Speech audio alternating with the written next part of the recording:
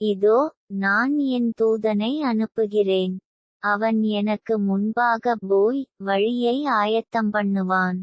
அப்பொழுது நீங்கள் தேடுகிற ஆண்டவரும் நீங்கள் விரும்புகிற உடன்படிக்கையின் தூதனுமானவர் தம்முடைய ஆலயத்துக்கு தீவிரமாய் வருவார். இதோ, வருகிறார் என்று சேனைகளின் கர்த்தர் சொல்லுகிறார். ஆனாலும் அவர் வரும் நாளைச் சகிப்பவன் யார்?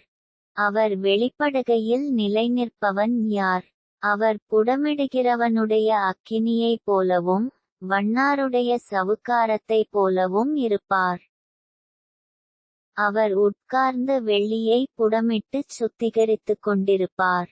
அவர் லேவியின் புத்திரரைச் சுத்திகரித்து அவர்கள் கர்த்தருடையவர்களாயிருக்கும்படிக்கும் நீதியாய் காணிக்கையைச் செலுத்தும்படிக்கும் அவர் பொன்னைப் போலவும் வெள்ளியைப் போலவும் புடமிடுவார்.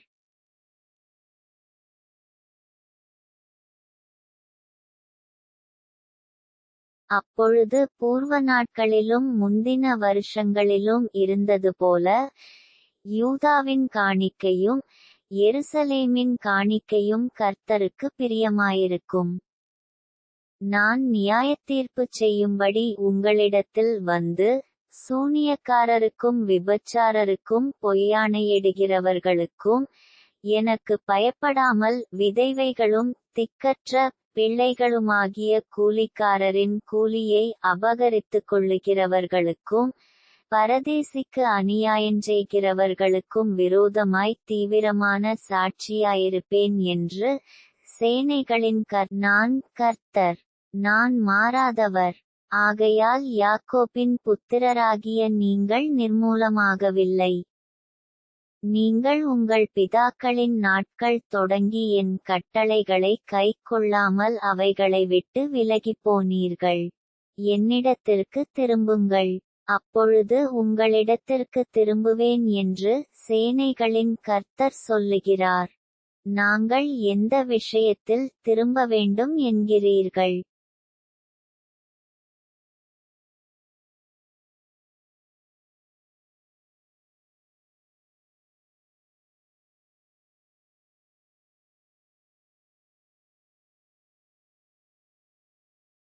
நீங்கள் சபிக்கப்பட்டவர்கள்.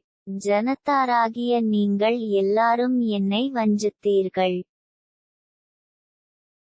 என் ஆலயத்தில் ஆகாரம் உண்டாயிருக்கும்படி தசமபாகங்களையெல்லாம் பண்டசாலையிலே கொண்டு வாருங்கள். அப்பொழுது நான் வானத்தின் பலகணிகளைத் திறந்து இடங்கொள்ளாமற் போகுமட்டும் உங்கள்மேல் ஆசீர்வாதத்தை வருஷிக்கமாட்டேனோவென்று அதனால் என்னைச் சோதித்து பாருங்கள் என்று சேனைகளின் கர்த்தர் சொல்லுகிறார். பூமியின் கனியை பட்சித்துப் போடுகிறவைகளை உங்கள் நிமித்தம் கண்டிப்பேன்.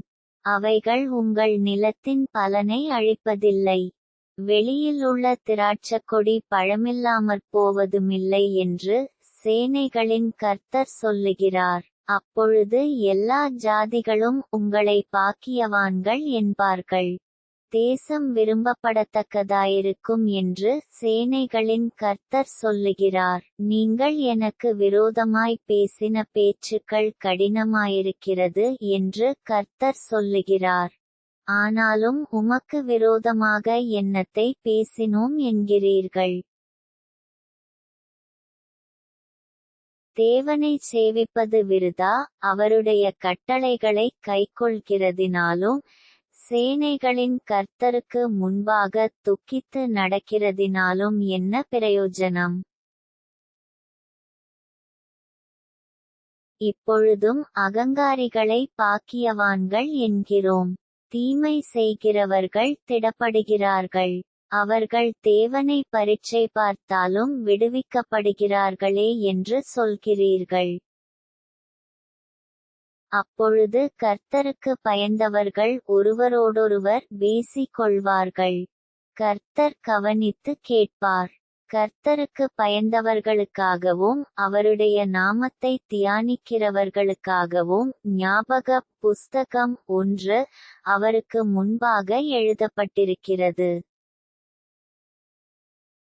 என் சம்பத்தைச் சேர்க்கும் நாளிலே அவர்கள் என்னுடையவர்களாயிருப்பார்கள் என்று சேனைகளின் கர்த்தர் சொல்லுகிறார். ஒரு மனுஷன் தனக்கு ஊழியன் செய்கிற தன்னுடைய குமாரனை கடாட்சிக்கிறது போல நான் அவர்களை கடாட்சிப்பேன்.